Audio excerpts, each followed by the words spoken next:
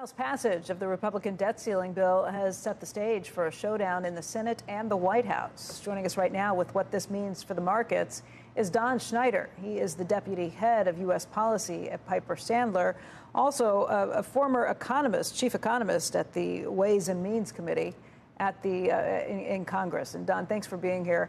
Obviously, there was some movement this week. The Republicans did get a bill passed through the House, but what happens now? Where do things stand? I think markets should view the passage of the House bill as a good thing. This is the best way to get to a more orderly resolution of this whole debt limit impasse. The quicker President Biden moves off of his position of no negotiating, the better. I think his stance of no negotiating is a recipe for miscalculation and default. So I think the next steps here, Senate will debate whether they're going to consider this. There's some talk of voting it down. But I think the underlying problem for the Senate and President Biden is a clean debt limit bill can't pass. They can't pass that through the Senate. Schumer doesn't even have the support of all of his members. Joe Manchin is voicing support for the Republican bill. So there is no viable clean bill. So I think that the solution is for President Biden and McCarthy to start negotiating, and the House passage of the LSGA to tease that up.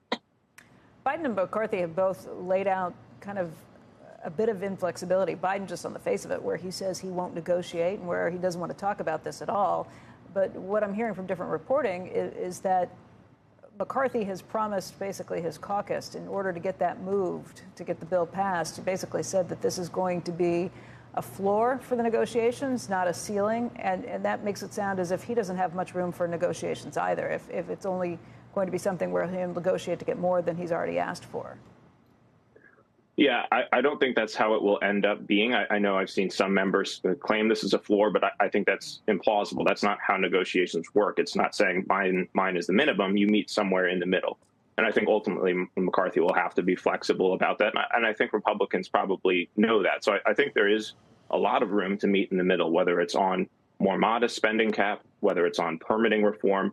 I think there's a lot of room to do that. And the goal of this bill is just to force Biden to the negotiating table by showing there is no path to a clean debt limit bill.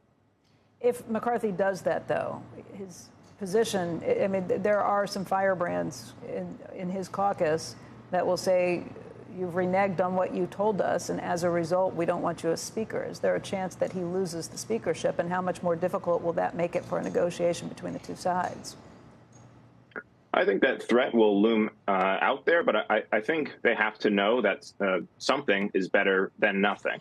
And I think if we do get in the circumstance, like play that out, they say we won't accept less, and then we go into default. The notion that Social Security checks won't go out, I think, is going to produce a clean bill no matter what. So I think that the Freedom Caucus position, if that is the case, that they won't accept anything, then they're going to probably end up with a clean bill in the event of a technical default. So I don't think that works for them. And I think you'll end up with some sort of compromise package. And yeah, McCarthy will lose Republicans on that. But in the end, it'll be a mix of Republicans and Democrats, and there'll be some modest concessions, much more watered down relative to what there is now, but some modest concessions. That's why you have former senators like Judd Gregg who say they think a technical default is much more likely this time. We've always avoided it in the past.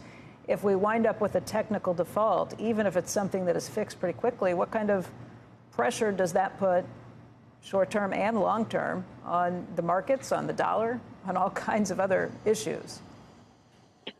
Yeah, I think an impasse would be very short-lived. I think it could be a matter of hours or days without people getting paid. So I think the macroeconomic impact insofar as payments not going out would be small. The larger impact would whether there would be some sort of permanent risk premium or a longer-term risk premium embedded into treasuries, as well as just the broader notion that the U.S. is not always going to honor its debts and that it's dysfunctional. So that's, of course, a huge concern. So, yeah, I would agree with that for sure.